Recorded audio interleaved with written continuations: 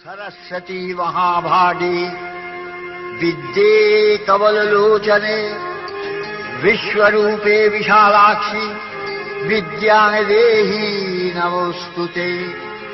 भद्रकाल्यै नमो नित्यं सरस्वत्यै नमो नमः। वेद वेदांग वेदांत विद्यास्थानेभ्यः एव च स्वाहा। त्वं स्वाहा त्वं स्वाहा। पद्मासना देवी श्वेतो पुष्प शोभिता श्वेतांबरधरा नित्य श्वेतगन्धानुलेपना श्वेताक्षसूत्रहस्ता च श्वेतचन्दनचर्चिता श्वेतवीणाधरा शुभ्रा श्वेतालङ्कार भूषिता वन्दिता सिद्धगन्धर्वैव शताशीरगण शूरगानो वै पूजिता मुनिभः सर्वै ऋषिभिः स्तूयते सदा स्तोत्रेणानेन त्वां देवी जगद्धात्री सरस्वती। ये शयन्ति त्रिशद्धाया सर्वान् विद्यान् लभन्ति ते। शुक्लाम्बरधरां देवी शुक्लाभरणभूषिता वाञ्छितं फलमाप्नोति फलोके मात्र संशयं।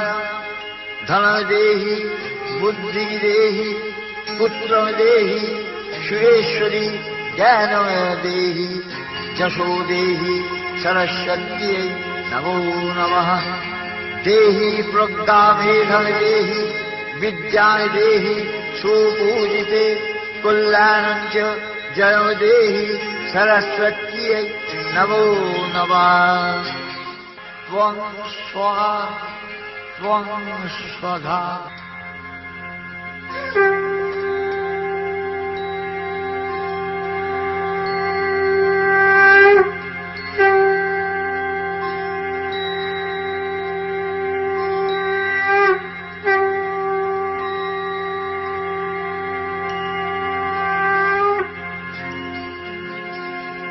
नारायणं नमस्कृत्य नरं चैव नरोत्तमं देवीं सरस्वतीष्मैव ततो जयमुदीरयेत्। वन्दना करि गो माता देवी सरस्वती सर्वविद्याधिष्ठात्री তোমায় করি গো প্রণতি। या कुन्देन्दु तुषारहार धवला या श्वेतपद्मासना या वीणावरदण्ड मण्डितभुजा या शुभ्रवस्त्रावृता या ब्रह्माच्युत शङ्कर प्रभृति देवैः सदा वन्दिता सा मां पातु सरस्वती भगवती निःशेषजज्ञापहा। विमला सरला पातु सुशुभ्रा दुःखनाशिनी रानी सरोजसंस्थाने शान्तिदा मां सरस्वती।